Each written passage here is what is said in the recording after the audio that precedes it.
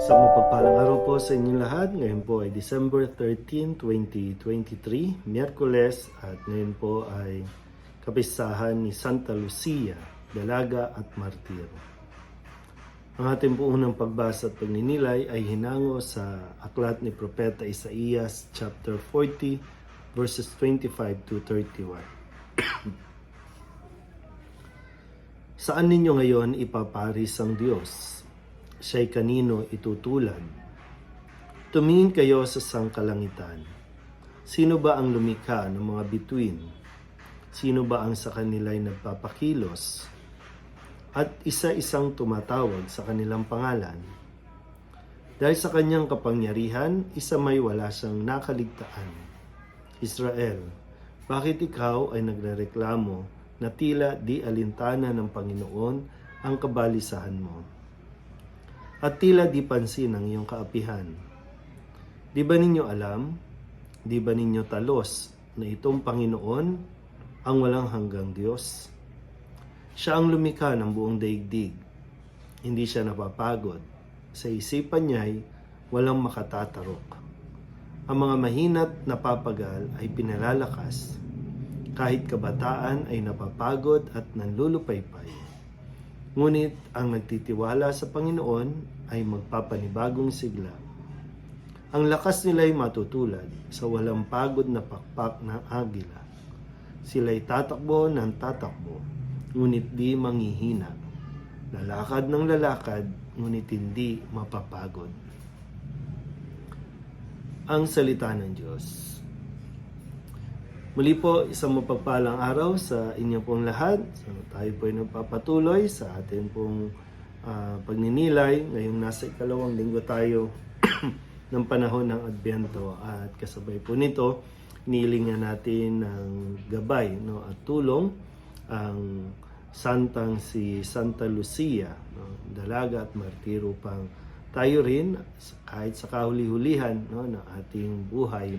At sana po kahit sa ngayon pa lang, ay maialay na rin natin ang ating pong buhay sa pagsunod sa kalooban ng Diyos. At hindi po madali na mabuhay sa mundong ito. Aminado tayo dyan.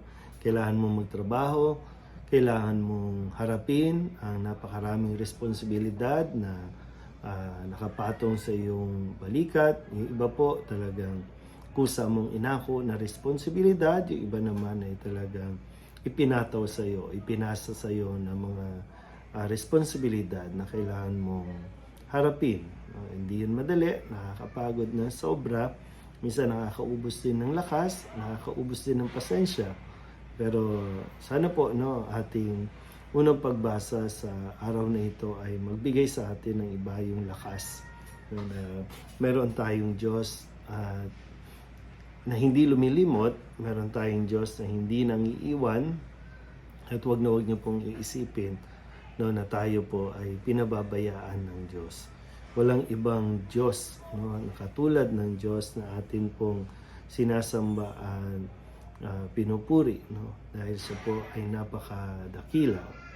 Maganda po itong dulong bahagi na ipinaalala sa atin. Na minsan kasi nauubos tayo, pakiramdam natin nauubos tayo, yung lakas natin, pero sabi dito, tatakbo pero hindi manghihina, lalakad ng lalakad, ngunit hindi mapapagod. Pero yun nga po, sinasabi sa atin, hindi masamang magpahinga. Pwede naman magpahinga. Kung pagod na, edi magpahinga.